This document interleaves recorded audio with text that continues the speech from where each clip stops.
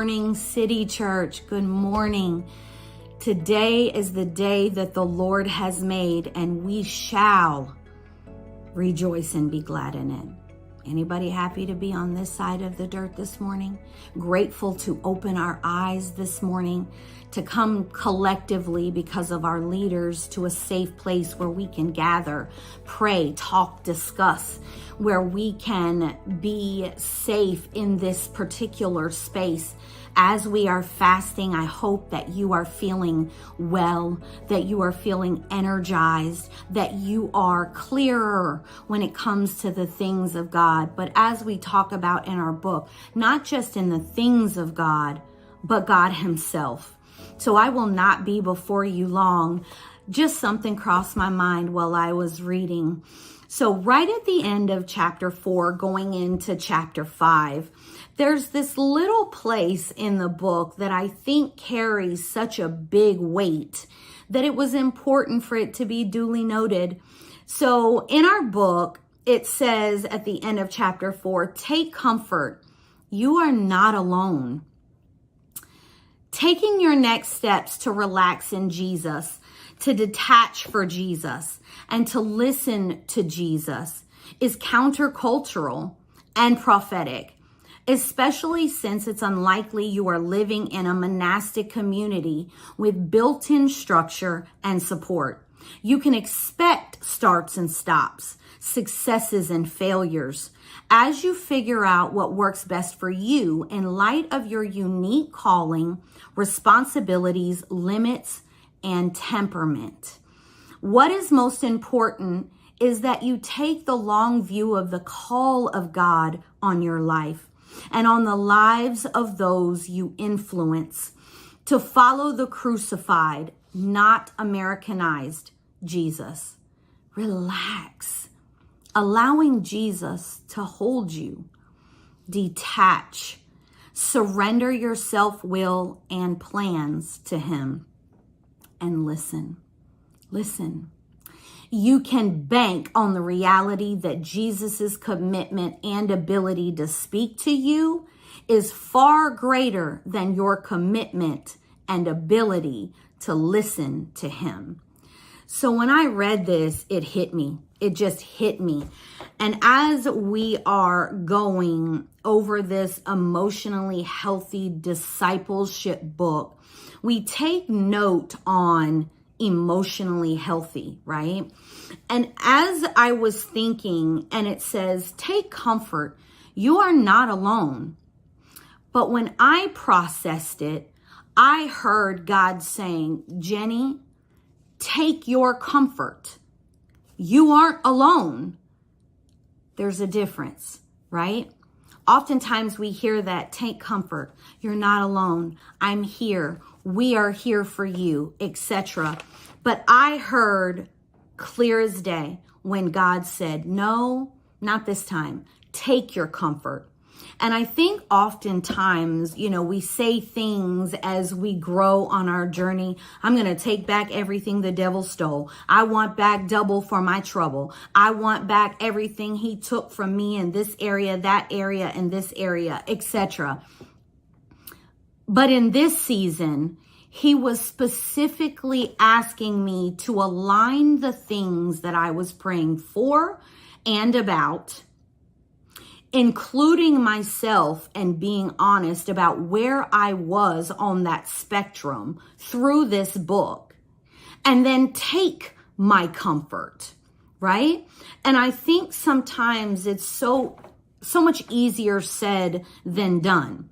We have this ability to invertly say, I want this back. I'm going to take it. I'm going to take it. I'm going to take it. And what was so interesting is that my children, I have two boys, one is 10 and one is 5, and they are interesting and hilarious, and they got a lot of energy.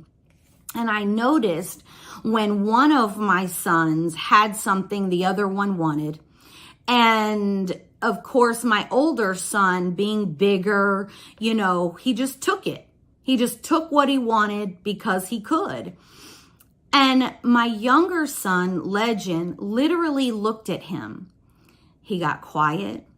He didn't fuss. He didn't come tattletale. He didn't get mad at his brother. He thought to himself, okay. He gave up what he had, technically, willingly, right? Even though my older son thought that he was taking something that the younger one was not willing to let go of. And here's what I learned.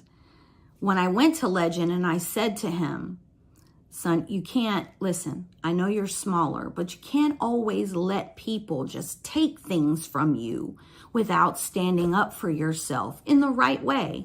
That's your brother. You love him, but you have to be willing to explain that he can't always have what he wants when he wants, especially if you have it first. And he literally looked at me and he said, Mommy, Saint's going to have it for 5 minutes. He's going to drop it and then it's going to be all mine. And I thought about that thing and I thought about that thing. And I thought, Lord, I thank you, because I have been spending so much time focusing on everything that I felt like the enemy had already taken from me, or perhaps was continuing to bother me about, instead of recognizing the 3 things that God says do in this particular section of the book. He says, relax, detach, and listen. And when I thought about that, I thought, okay, it's self-inventory check time, right? I was in a vulnerable position because I'd seen from my son that instead of him having the reaction that I thought he would have, or even the reaction I thought he should have, he was calm. He was calm. My son literally, blatantly snatched something out of his hands and knew better, but did it anyway. But Legend was calm. 2, he detached himself. Like, okay, you can have it. All the while in his mind, knowing that if he just listened, if he just watched how long it was going to take for someone else to drop that thing, what was already his cannot be taken if you were supposed to have it in the first place, right? And so as I was going through this book and I thought, I hear you, God, loud and clear. God specifically said to me, this book, The Emotionally Healthy Disciple, is about you. You might be in a position of serving. You might be in a position of prayer. You might be in a position of fasting. However, there are things that must be deconstructed in order for them to be reconstructed. And I felt like that's what this book was doing for all of us, right? We've heard so many things and testimonies, and it really was about dying to self for me, dying to my flesh for me, and deconstructing all of the things that I thought of when what I needed to do was give it to God, relax, detach myself from the worry, from the anxiety, from the stress of continuously replaying things in my mind day after day after day, because we know that our mind can be our biggest battlefield. And then hear God. But not only hear him, listen to him. I didn't grow up in church. In other words, I wasn't made to go to church, forced to go to church, asked to go to church. We traveled all over the place, and I think that played a major role. We didn't have our footing anywhere, if that makes sense. And so I encourage you today to take comfort, because you are not alone. We are designed to do life together. As a matter of fact, the word says to not forsake the assembly of one another. God knew that there is power in numbers. God knew that there is power in being able to share testimonies of overcomers, of prayer warriors, what you do in your prayer closets or what you do in times of need. And God knew that it was absolutely essential to growth. But I challenge you not just to grow in your works and in your deeds and even in your discipleship with others, but to grow intentionally to become emotionally healthy. From there, from the root, it branches out to everything else around you, everything that is rooted in you, your seed, your family, your mind, your heart, and most importantly, your faith. And so by not growing up in church, I wasn't able to understand the value in community, right? And our book says is what is most important is that you take the long view of the call on God on your life and on the lives of those that you influence. We know that influence does not have to be from positions of power. Influence comes from the quietest of places, the smallest of places. Anybody ever been in a prayer closet and you did not come out the same way you went in? Such a small place. Sometimes even such a small, simple prayer. God can meet you exactly where you are, no matter where you are. This is a safe place, but we have to be mindful to follow the crucified version of Jesus. We must all pick up our own cross and bear it. We must all do it one to another, because at the end of the day, we alone will be standing before him. So I challenge you to do all that you can do to become emotionally healthy. And I do believe a large part of that comes and starts with understanding and knowing that we are not alone. City Church is an incredible place. From the parking lot to the time that we leave, it is our hope and our prayer that you meet God in that building, that you feel and know his presence. And there takes such a collective effort to ensure that that happens for someone else. And what would happen if we stopped? If we really hid Psalms 46:10 in our hearts, to be still, to know for certain that he is God.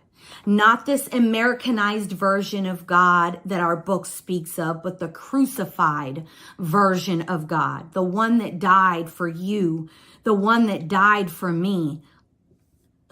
There is no judgment. We are all sinners in our own right. None of us are perfect, and we will never be. And so because of that, I devalued the sense of belonging. I devalued the sense of being together and what it would do. And part of being emotionally unhealthy in certain areas of my life was trusting people outside of myself with information, with prayers. And little by little, as God was deconstructing what I thought I knew, what I had already known, he began to reconstruct a perfect Christ, a crucified Christ. And then I realized with him at the center, and I ask you, with him at the center, what do we do around that to ensure that not only does he stay there, but that we allow all peace to be still? It's a ripple effect, right? And so this book really made me look at myself and the deconstruction of some things. I want to ask you, what are some things in your life that you feel like maybe you need to deconstruct so that God can reconstruct them properly, so that you can be emotionally healthy, that you can be emotionally balanced? What do we have to let go of? What ideologies do we have to let go of? What idols do we have to let go of? What previous books that just didn't sit right with you do you have to let go of so that God can reconstruct exactly who he designed you to be? And last, as he was talking and he said to take comfort, take your comfort, own your comfort.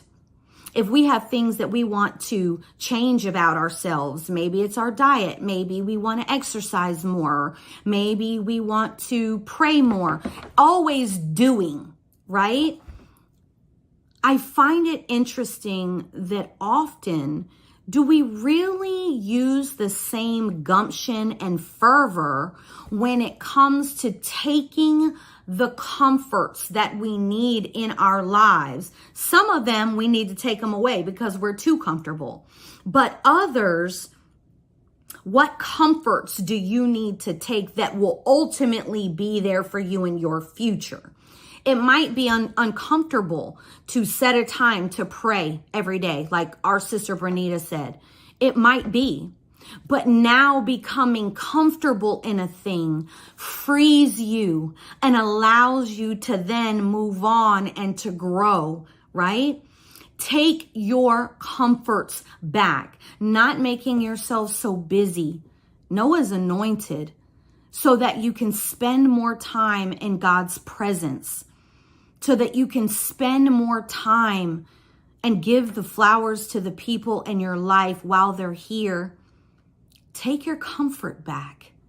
If you need to stop doing something at 8 p.m. because you know your bedtime is at 10 and you really enjoy journaling and getting in the Word in the evening, do whatever you need to do to take that comfort for yourself so that God can continue to reconstruct a new you. It's the season of new. And I'm so grateful for this book, Emotionally Healthy Discipleship. I hope you are enjoying it. I hope that it is speaking to you in some way and on a level that you are not just doing for him, that you can be for him. So thank you so much for your time. Take a second to think now. Reflect. Pray. What can we pray about right now? Areas where we need to take certain comforts. Areas where we need to let go of certain comforts. All for the reconstruction of not the Americanized Christ, but the crucified one.